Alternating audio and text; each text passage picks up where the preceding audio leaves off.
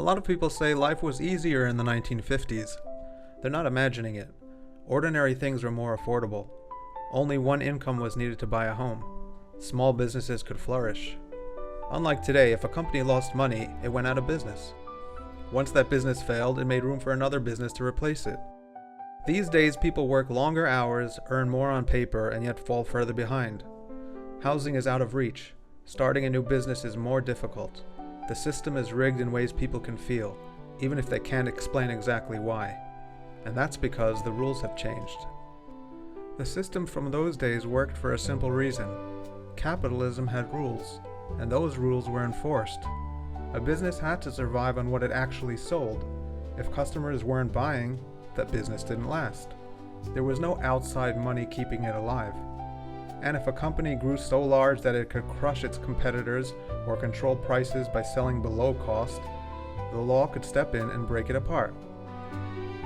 That meant no company could lose money forever just to wipe everyone else out. No one was allowed to dominate the entire market. Those rules forced real competition. They kept businesses small enough to fail, and markets open enough to replace them. Then, business itself changed. I have directed Secretary Connally to suspend temporarily the convertibility of the dollar into gold or other reserve assets. They don't need to make money selling products. They only need their stock price to keep rising.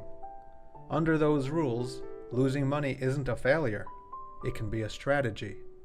A company can lose money and still grow, as long as investors keep paying in. At that point, it stops being a normal business. It becomes power, funded despite losses, and protected by its sheer size. Once a business no longer needs to earn a profit from selling to customers, competition stops mattering.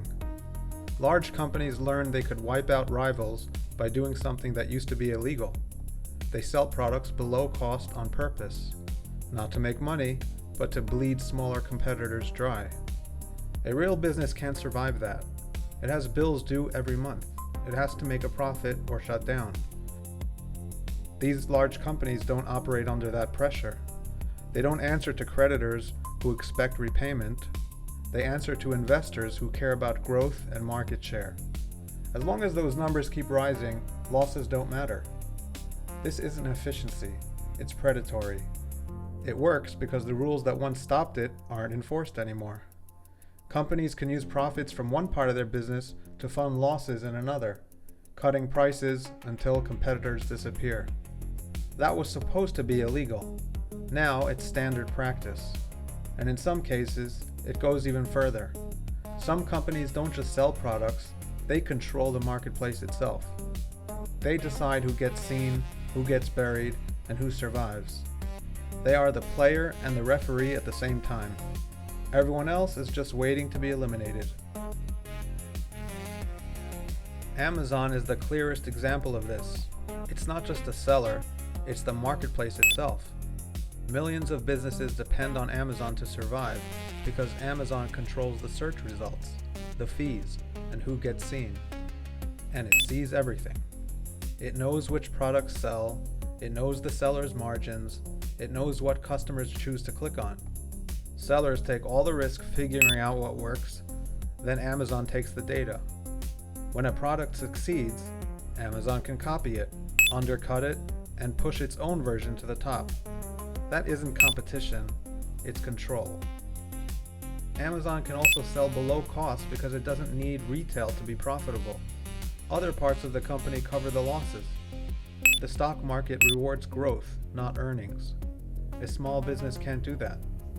A local store can't lose money on purpose. An independent seller cannot survive a price war funded by investors. And this pattern isn't unique to Amazon. Anywhere access and data are controlled by a single platform bumps into conflicts of interest.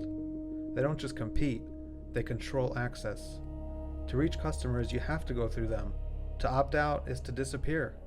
And yet, the system still calls this capitalism. Under these rules, small businesses don't lose because they're bad at business. They lose because they can't survive prices that stay below cost. A small business has to make money to stay open. It lives on what comes in that month. That's it. So when a giant company cuts prices below cost, there's nothing to respond with. The outcome is already decided. Local ownership disappears.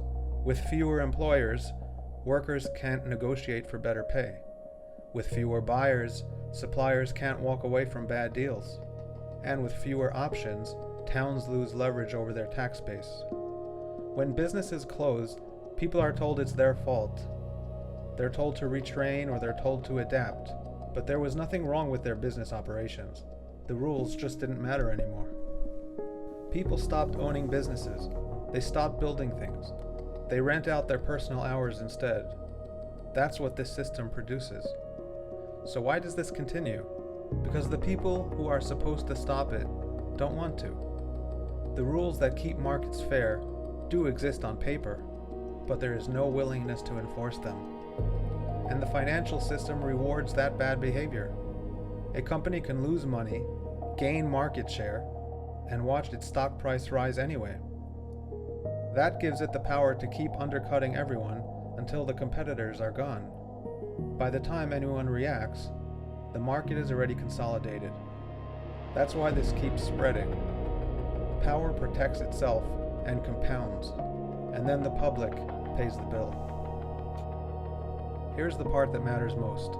This didn't happen because people forgot how markets work, and it didn't happen because competition suddenly failed. It happened because the rules stopped protecting it. When businesses are too big to fail, when power is not restrained, and when being predatory is rewarded, the system stops serving the public. Yes, it can still produce convenience, like a one-stop shopping experience. It can offer temporary price reductions. It still produces growth on paper, but it stops enabling independence. What replaces it is dependence on a handful of companies. They're at the mercy of banking that's no longer local, where business owners are now just data instead of being personally known by the lender. The people did not choose this. This is not a glitch. It's the outcome. And the question isn't whether this can continue. It's whether a society can remain productive when its economy no longer rewards honest competition or allows people to build something of their own. But systems like this don't collapse overnight. They hollow out. And what replaces them depends on what a society is willing to tolerate.